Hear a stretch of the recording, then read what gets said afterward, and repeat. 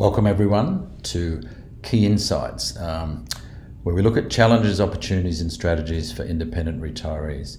And this video has been designed for people who've subscribed to our awesome independent retirement report, where we looked at the opportunities and challenges for independent retirees. So welcome to this update. And today's update, I want to have a look at post-election, what now? So I'm recording this on the 23rd of May.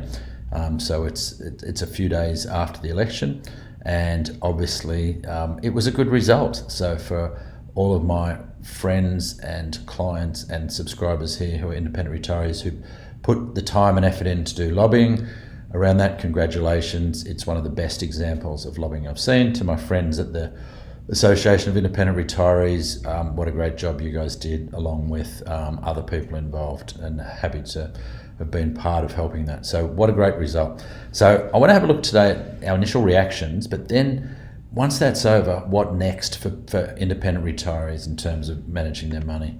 So just a quick warning, everything I talk about here is general. You should seek out advice that's specific to your own circumstances.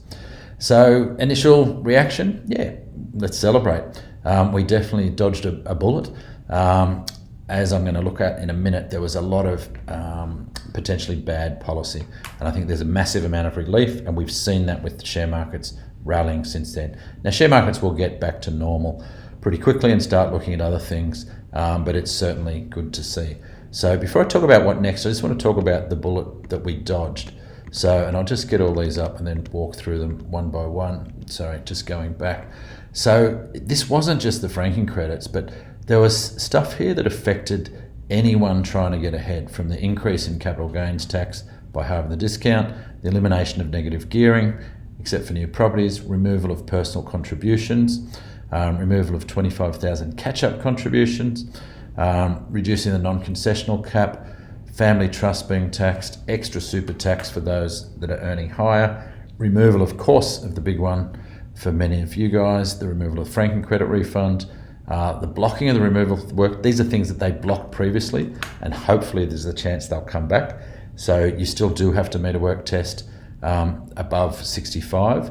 The government had announced in their last budget, and you'll see on the right, to have no work test up to age 67. It'll be interesting to see if they try and come back to no work test to 75, which was introduced to the Parliament but blocked by the Labor Party and the crossbenchers. So all of these things, are going to be great for not only independent retirees but for investors, full stop, and for the market. It brings some much needed stability to the property market, along with other changes. So we should see property market resume its normal course of events.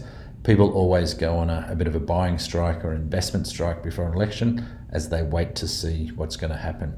Now, the coalition government did announce at their last budget some changes, and at the one before, that may be interesting to watch. So one of that was increasing the contribution age to 67 and the bring forward rules and the work test around that. The other interesting one that you don't hear about much is the potential to have 6 members in a self-managed super fund. At the moment, the legislation says less than 5. Now, that means 4 people only, and there's talk, well, there was an announcement. Now, this was due to expire, and if the coalition lost, we thought that would never come back, but there's a chance it may come back now.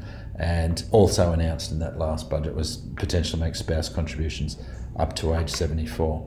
So we've dodged all this stuff, which is really great. But let's have a look now at what next. And I'll go back, and for all of you, most of you listening, the 10 biggest challenges that we listed in our independent retirees report. One of them was obviously the rate on the franking credits. We had as number 2 increased government tax on the so-called wealthy through changing Centrelink tax and super rules. Now, just because the franking credits have gone away doesn't mean this is going to go away. We've seen in the last few years both the 1.6 million cap and changes to Centrelink rules, and as long as governments have to balance budgets, they're going to eye retirees' money, I would suspect. So we do need to be vigilant and keep an eye out there. Longevity, we're all living longer. Increased share market volatility is here to stay. Low interest rates.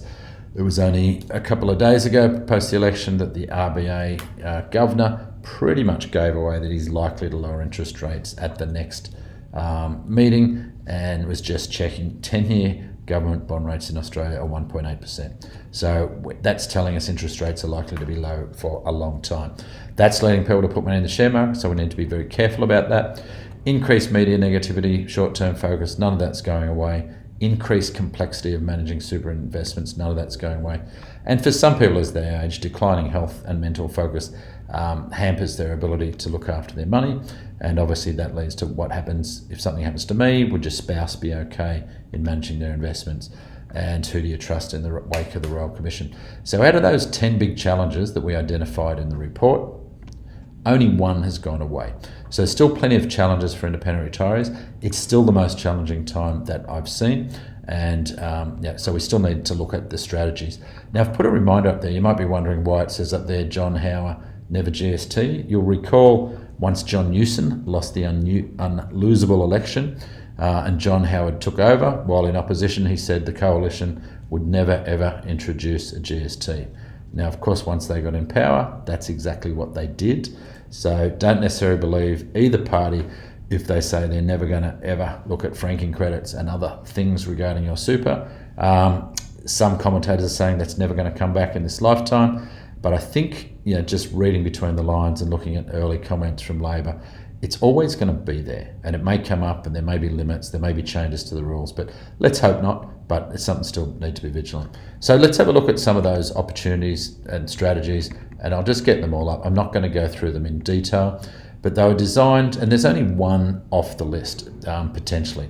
So number 4 there was considering moving your Aussie shares from your self-managed super fund to a public off super fund. So we can potentially take that off the list.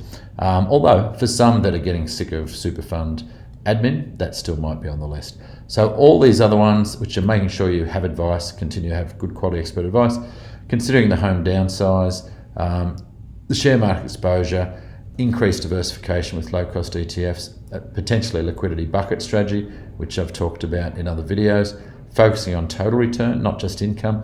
And that was the one I saw. So during the lead up to the election, I reviewed a lot of portfolios for retirees, particularly that were concerned about losing their franking credits. And a lot of them were not fantastically diversified, with an over-concentration in Australian shares and an over-concentration in Australian banks.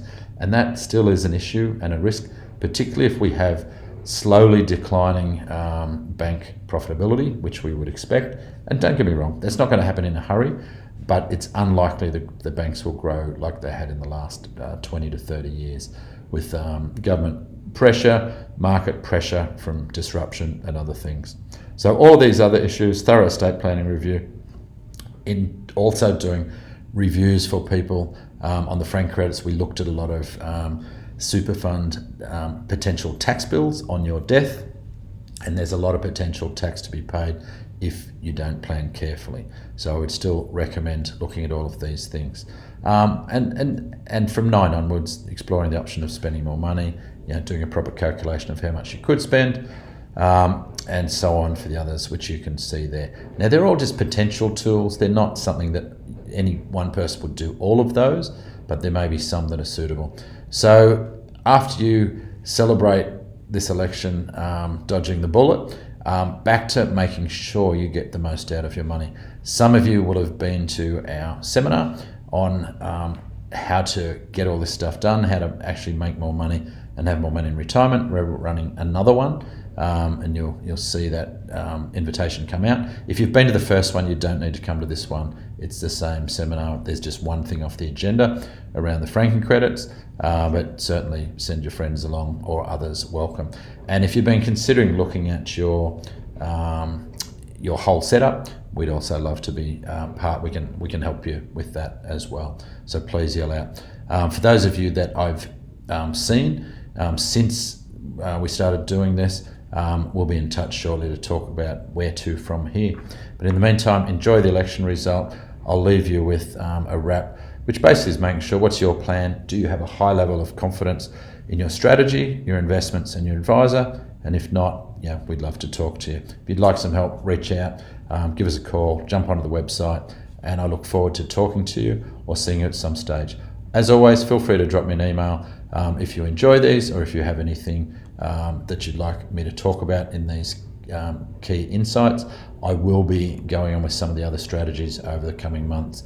And in July, we will be updating the report, as we'll be doing twice a year going forward. Thank you.